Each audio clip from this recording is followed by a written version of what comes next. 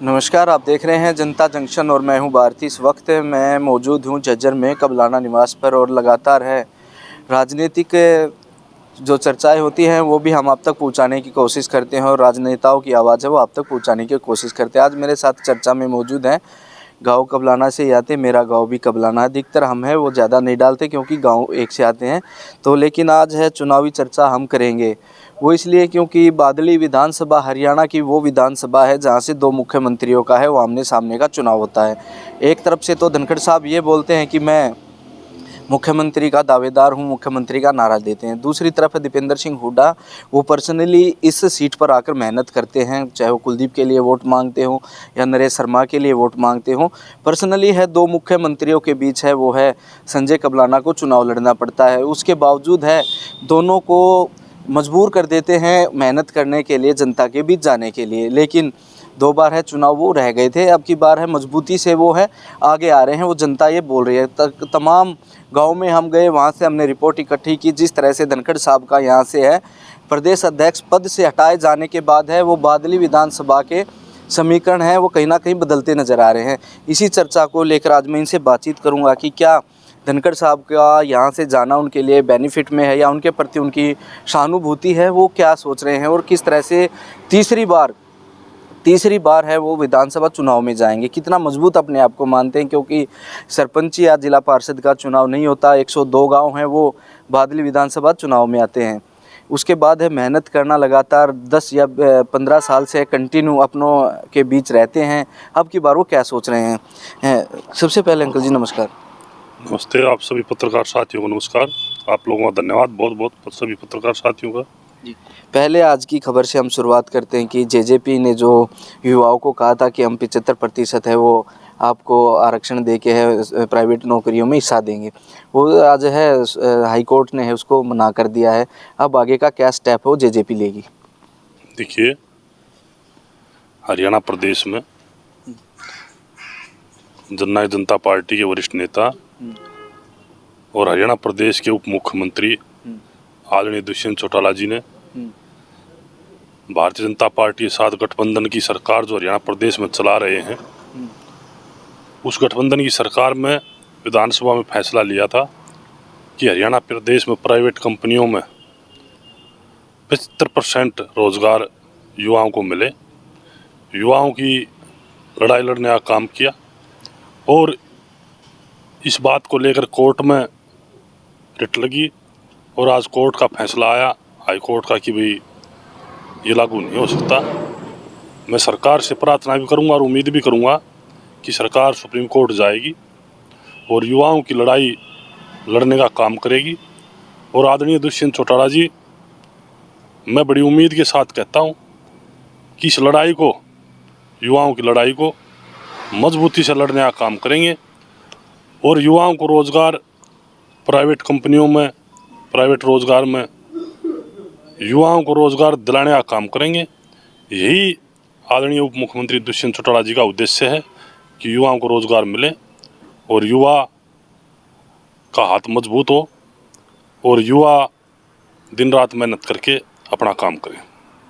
तो अब बात करते हैं अंकल जी, जो बादली विधानसभा की है, दो चुनाव आपने लड़े, मजबूती के साथ लड़े। एक चुनाव होता कि 2-4 हज़ार पर है वो उम्मीदवार सिमट जाता है या रह जाता है, लेकिन आप बिल्कुल करीबी लड़ाई लड़ते हैं, जीतते जीतते हैं कहीं ना कहीं बड़े नेताओं के इंटरफेयर के बाद है आप रह जाते हैं। लेकिन अब की बार अपनों के बीच जाएंगे, क्या उम्मीद और क्या आस और क्या किस वादे को लेकर है जाएंगे, क्योंकि तीसरी लड़ाई आ गई है। देखिए, मैं जननायक जनता पार्टी का एक छोटा कार्यकर्ता। मैंने बादली विधानसभा से 2 बार चुनाव लड़ा, 2009 में लड़ा और 2019 का चुनाव मैंने लड़ा।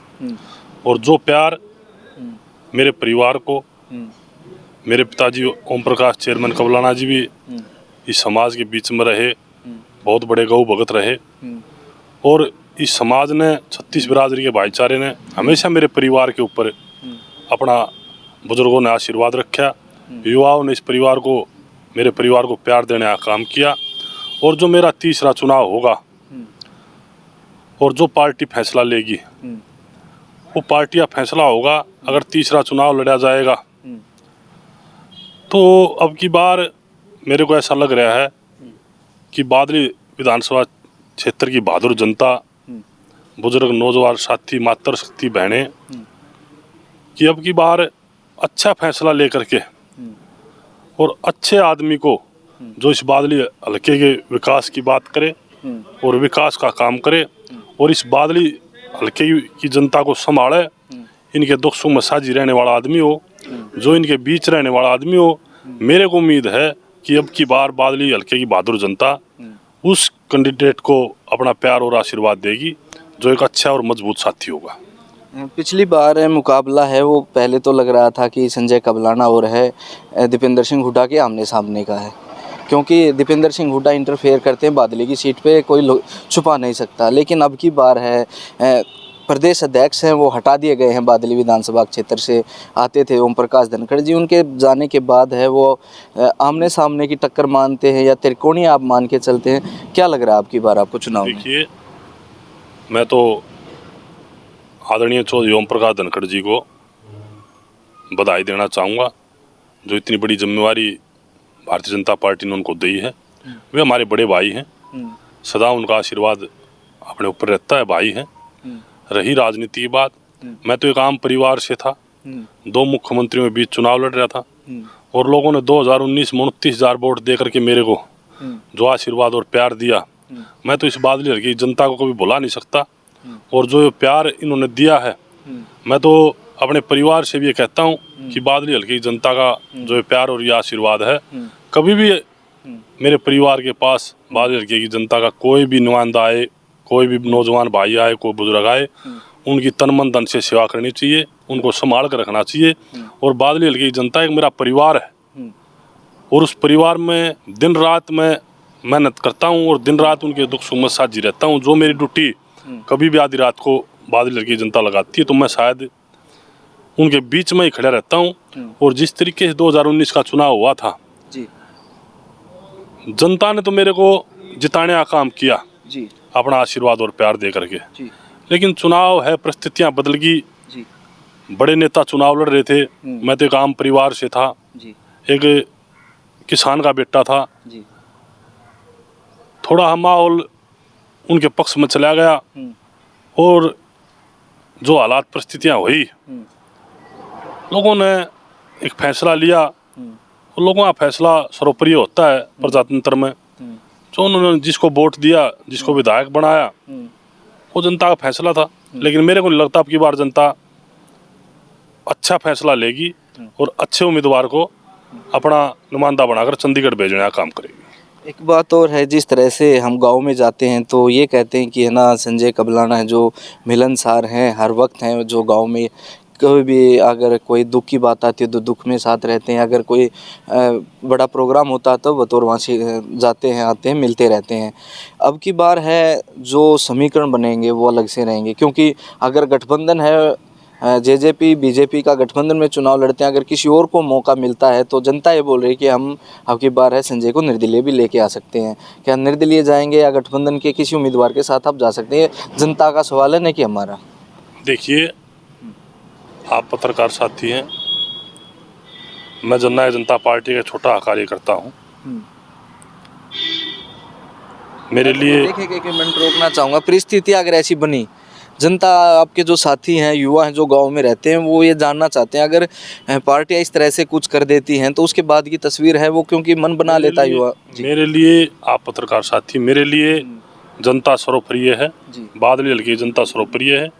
जो उनका आशीर्वाद, जो उनका प्यार, जो जनता फैसला लेगी, प्रजातंत्र के अंदर वोट की चोट सबसे बड़ी खतरनाक होती है और वोट की चोट से ही राजा बनाया जाता है और वोट की चोट से ही प्रजातंत्र में राजा को हराया जाता है। आज जो जनता बादली हल्के जनता का जो प्यार है और जो जनता आदेश मेरे को करेगी, उस पर फूल चढ़ाने का काम करेंगे, जनता का आशीर्वाद पाएंगे। तो जनता के साथ जाएंगे। जनता मेरे लिए सर्वोपरि जनता है, लेकिन मैं कहीं ना कहीं जननायक जनता पार्टी का एक छोटा कार्यकर्ता हूँ। जननायक जनता पार्टी भी जो फैसला लेगी उसका भी मैंने उस पर फूल चढ़ाने का काम करूँगा। मैं जो फैसला होगा, गठबंधन में होगा, अकेले में होगा, जो पार्टी फैसला करेगी पार्टी का भी होगा, और जो जनता फैसला करेगी जनता ही मेरे लिए सर्वोपरि है। एक पॉजिटिव पॉइंट आपके लिए ये भी निकल के आया कि जब पहली बार विधानसभा चुनाव है संजय कबलाना ने लड़ा तो लगभग 13 से 15 हज़ार के बीच वो वोट आए। 5 साल मेहनत हुई, फिर अगले 5 साल हल्के में रहे, काम किए, 15 से 30 पे ले गए। और अब कार्यकर्ता ये बोल रहे हैं जो वोट डलती हैं संजय कबलाना की वो परिवार की और खुद की होती हैं, जो पार्टियों का कोई ज़्यादा हस्तक्षेप नहीं होता। अब की बार वो बोल रहे हैं कि इतनी मेहनत हम करेंगे कि 15 से 30, 30 से अब की बार 45 और 42 का है विधायक वो हम बना लेते हैं।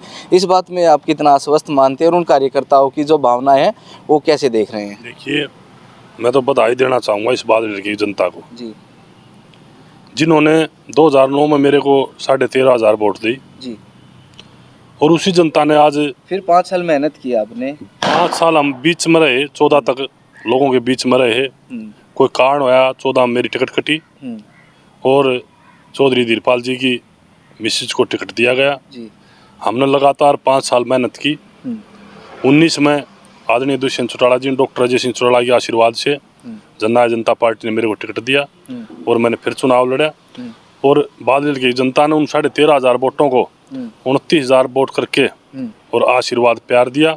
और ये वोट मैं तो ये कहता हूँ, वोट इंसान बड़ी दिल से और प्यार से देता है। जी वोट प्रजातंत्र में एक ऐसी चीज़ है जो बड़े दिल से आदमी वोट डालता है, जहाँ प्रेम होता है, जहाँ लाड प्यार होता है। और मैं उम्मीद करूँगा कि अब की बार ये बादल की जनता, ये बहादुर जनता की इस 29,000 को शायद 50,000 के करीब ले जा करके, वो मेहनत है आपकी, इतना तो आप हर साल 15,000 बना लेते हैं, अपने बेटे को और अपने भाई को अपना आशीर्वाद देने का काम करेगी और आशीर्वाद दे करके चंडीगढ़ विधानसभा में भेजने का काम करेगी।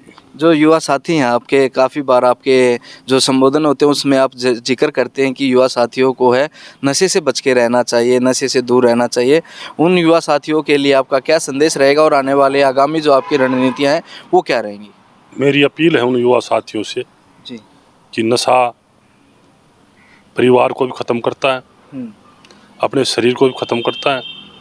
मेरे सभी प्रदेश के युवाओं से प्रार्थना है कि नशे से बचें और अपने व्यायाम पर ध्यान दें, सुबह टाइम से उठें और अपनी मेहनत करें। और इस शरीर का जो अनमोल शरीर परमात्मा ने बनाया है, हमारे को दिया है, इसको स्वस्थ रखें और नशे से बचें। नशा एक शरीर को और परिवार को दोनों को ही ख़त्म करने का काम करते हैं। नशा सिवाय नुकसान के हमारे को कुछ नहीं देता। नशे से बचने का काम करें सभी युवा साथी। शुक्रिया अंकल जी। थैंक यू, धन्यवाद भाई का। तो मेरे साथ थे बादली विधानसभा क्षेत्र से चुनाव लड़ते संजय कबलाना जी, जेजेपी के जिलाध्यक्ष भी हैं और लगातार है वो हल्के में ज़्यादा रहते हैं। आज मिल गए थे तो हमने बातचीत की और साफ सा ये बता दिया है कि जिस तरह से बादली विधानसभा की जनता चाहेगी उसी तरह से चुनाव में अब की बार उतरेंगे, चाहे गठबंधन से आएंगे। अगर गठबंधन में पार्टियां कुछ गड़बड़ करती हैं या वो तो बोल नहीं सकते, लेकिन आप समझ सकते हैं कि जनता अगर कहेगी तो निर्दलीय भी चुनाव लड़ेंगे। चुनाव है वो पक्का लड़ेंगे। वो साथी जो मेरे से बातचीत कर रहे थे कि आप पूछिए क्या संजय अब की बार है निर्दलीय आ सकते हैं, तो निर्दलीय चुनाव भी लड़ सकते हैं। और जो आगे के इनके जो कार्यक्रम होंगे या इनके संबोधन होंगे, जो राजनीतिक हलचल होंगी बादली विधानसभा की, वो देखने के लिए आप हमारे इस प्लेटफॉर्म से जुड़ सकते हैं। और तमाम नेताओं से मैं जाके बातचीत करूंगा और जो भी बातें सामने निकल कर आएंगी वो आप तक पहुंचाने की हम कोशिश करेंगे। जब तक बने रहे मेरे साथ। शुक्रिया।